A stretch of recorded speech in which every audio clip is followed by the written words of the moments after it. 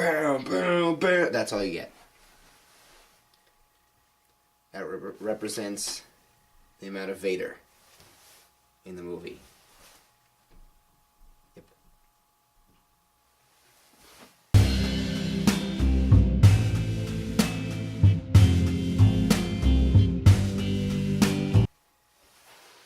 So, here we are. One of the most anticipated movies of the year by many people, including myself. Except maybe La La Land. Hashtag La La Land. Hashtag please come to my town. That's all I ask. My boy Ryan Gosling. Anyway, we're not here to talk about La La Land. We're here to talk about Star Wars Land. No, just Star Wars Rogue One, which is a pretty dang awesome movie. It is a movie filled with pretty good characters. One or two great characters. Lots of good acting. Lots of good directing. Probably the most beautiful CGI I've ever seen in an entire film. But ultimately, it led to one really fun ride. So I'll start with the actors. We had Felicity Jones playing Jen Erso. She was probably the strongest character in the movie. She had a lot to do.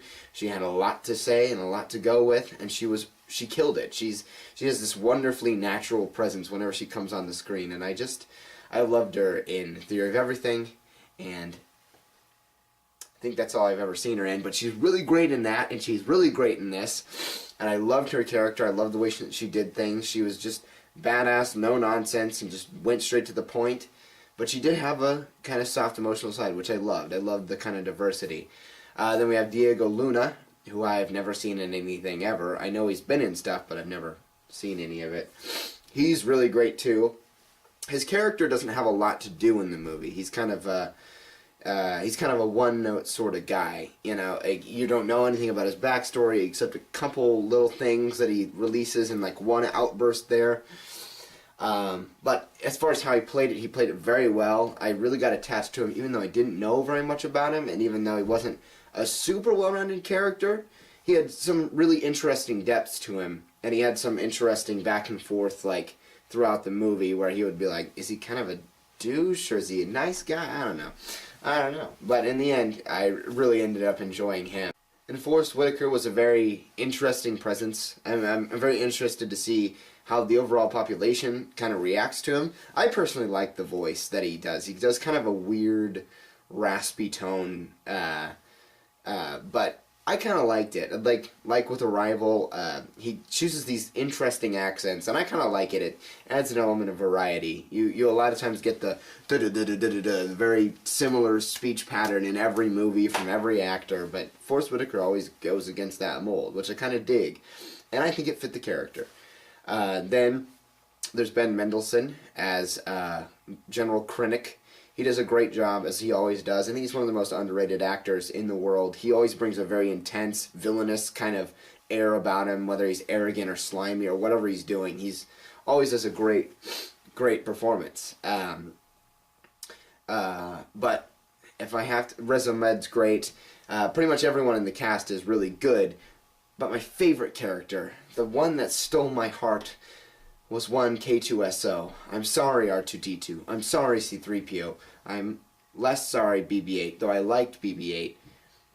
K2SO is the king of the droids. He takes that wonderfully kind of sarcastic element about C-3PO and the kind of loving, fun aspect that can... loving, fun, kind of badass element that comes with R2-D2 and adds this like extra element of sass. Like, he's not robotic. He's very human, but still having that wonderful quirk that he is a robot, and he's great. He's really, really funny. I think that kind of covers it for the characters and cast. Next we'll move on to story. The story itself was very interesting. It's the crawl of the first movie, and it goes right up to that final scene. I won't spoil anything about what happens to the journey, but like, it's the prequel to 4, so it's like, and it's a fascinating story that you take, you know. It's there's a little bit of a pacing thing for the first like hour, you know, like setting it up. You like go from one character, and then you see this planet, and you see this character doing this thing, and then go to another planet, see this character doing this thing, and it's kind of feels very exposition-y. It's just like boom, boom, boom. But as soon as you kind of get all the characters together and you kind of get the flow of the story going, it really, really picks up. And the last like 1.5 acts are incredible, absolutely incredible. And the last 2.5 acts totally, for me, make up for any of the kind of pacing issues that happened in the first part. It really took me on a great ride. An amazing space battle, shot amazingly by Gareth Edwards.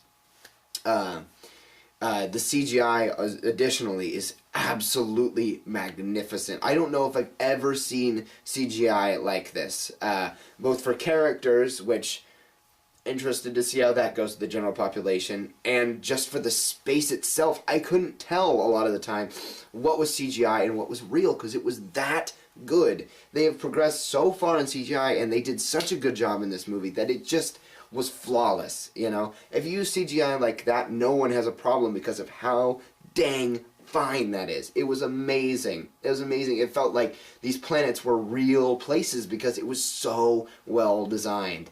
And that comes to Gareth Edwards. I think he did a great job directing this film. I think that some of the problems that existed in Godzilla exist here too. That, like, you know, Godzilla is named Godzilla and he was only in it for like 20 minutes. This one advertised that we'd get Vader and he was only in it for 5 minutes. I would have been fine if Vader wasn't in it, but then they advertised Vader to be in it, the greatest villain maybe of all time, and then he was just like that. You know, and that's all you got. Which, I mean, to me is fine if they wouldn't have advertised it. Like, either don't put him in there at all, don't advertise him, or put him in there more if you're gonna advertise him. That's one of my few small gripes. Overall, I thought this movie was great. I thought it was interesting, and I think Disney as a studio is such an important force today because they're the last true studio that still exists, you know? We have all these other studios. We have Warner Brothers, we have Sony, we have Universal, that are all owned by other companies, you know? They're all owned by, like, technology companies or distributing companies. So you tend to get business people trying to make movies. Whereas with Disney, it's not built that way, you know? It's built with artists who are businessmen, you know? And that means you get great movies. You get great artists who contribute to great directors, who find great actors, who perform great lines. You get a story that you're not expecting. You get stuff that happens within the story that you're not expecting and that a lot of other studios would not do because they don't have the guts. This is a gutsy movie in a lot of the points. It takes a lot of chances, and I think they all pay off.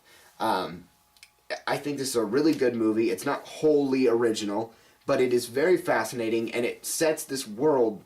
It expands the universe to where it doesn't just feel like this epic galactic empire, which it does, but it also reminds you that there are people living in this world. There's stormtroopers that have these, like, fun little dialogues where you realize that these are real people that are just doing their job, and it kind of adds this weird element where you almost feel bad. Well, at least I felt bad for the stormtroopers a couple of times. I have weird empathy like that.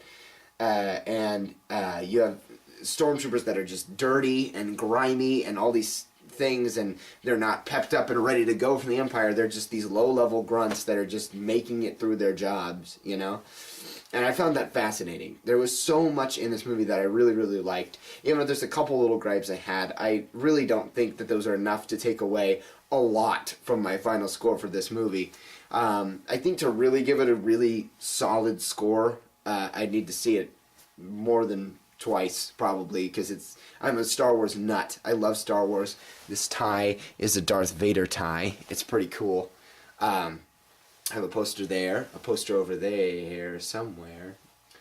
There, haha, right behind me, actually, to show that I really love Star Wars. I have the crappy special editions, the not as crappy special VHS editions. I love Star Wars, so I need a little time before I actually gave my real answer as to what my final score is. But my score as of right now, I would definitely say is, I think, a 90. Because I don't think it's perfect. I think there are some characterizations that could have been better fleshed out. I think there's a couple of story choices that could have been done just a hair better, and I think that they pulled a little bit of a bait and switch by putting so much Vader in the trailers. Alright guys, thank you. That was my review of Star Wars Rogue One. I really enjoyed it. I hope you enjoy it. If you enjoyed this video, make sure you like, share, and subscribe. You can follow me on Twitter @VincibleMe. But yeah, with that, I'm going to go to sleep. I'm a little sick. but I'm gonna have a good time anyway. Goodbye.